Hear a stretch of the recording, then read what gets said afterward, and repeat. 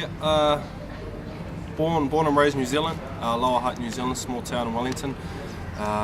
Lived there for most of my life, 22 years of my life, before I made the quick trip to Sydney, and that was it. So I pretty much grew up in New Zealand, played rugby just like every other Kiwi kid, until I moved over to Sydney in 2002. Yeah.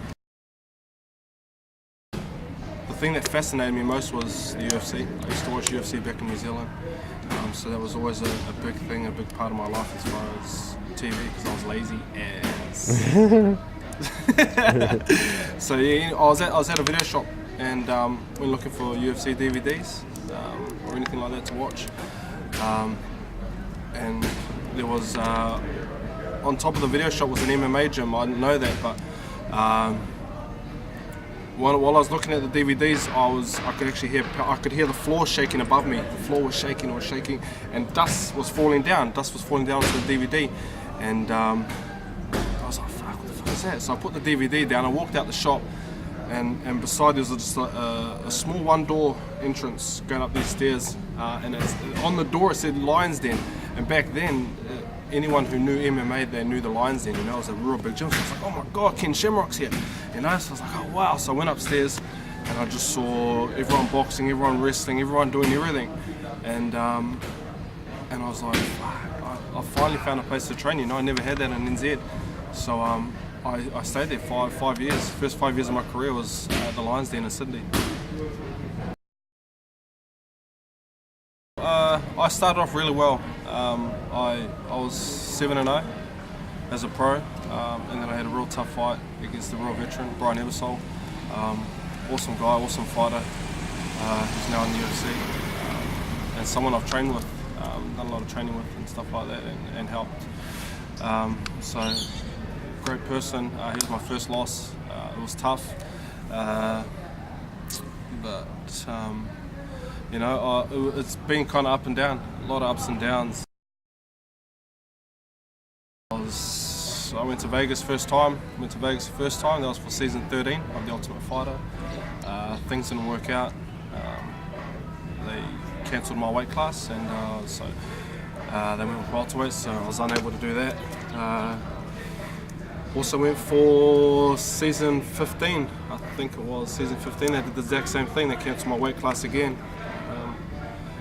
So that was heartbreaking, but that was okay, because the experience I got out of it while I was training in Vegas was great. I was at a lot of good camps and did a lot of good things, and learned a lot of good stuff.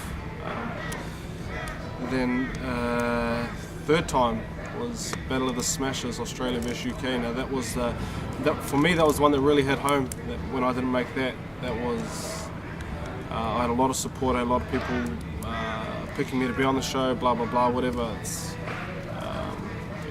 Shit happens, but I was pretty confident that I was going to get on that, and it didn't work out for whatever reason. So, you know, here we are again. We're going back, but they're doing 2 weight classes that I favour: light, heavy, and middleweight. Right now, season 17. So you got to jump in both, or yeah, you for sure. keep that option open. Yeah, definitely. I'll do both. I'm kind of at a point in my career where, you know, I've always been that type of person who'll fight anyone. I've always taken fights like that. So this is no different, but obviously the hunger is a lot stronger. I'm in a good place. I've got good people. I've got good trainers. I'm just ready to go. I'm just ready to go. Yeah.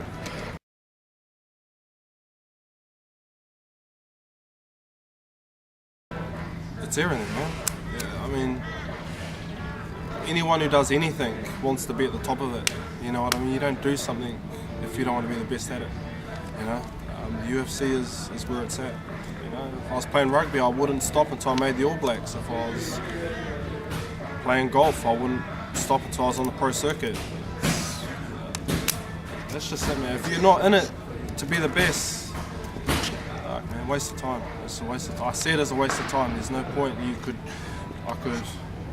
Too many people suffer for my sacrifices. That's the thing. So I need to make it. You know what I mean? I'll die trying.